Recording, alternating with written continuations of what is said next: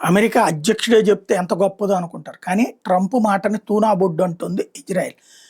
మొన్న ట్రంప్ తను శాంతి దూతను అనిపించుకునేందుకోసం హమాస్‌కి, ఇజ్రాయెల్‌కి మధ్య ఒప్పందం కుదిర్చాడు.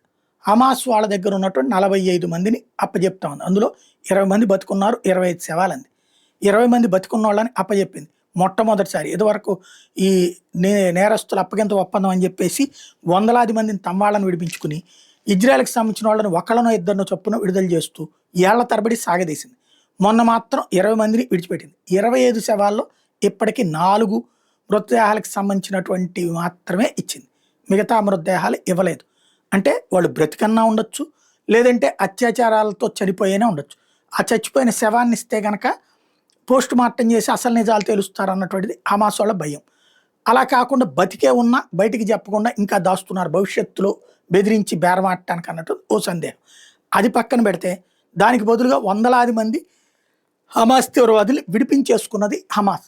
అలా వెళ్ళినోళ్ళు మళ్ళీ పాలస్తీనాకి చేరడంతో మళ్ళీ హమాస్కి ఊపు వచ్చింది. అందుకని ఇజ్రాయెల్ సైన్యం మీద కాల్పులు జరుపుతుంది.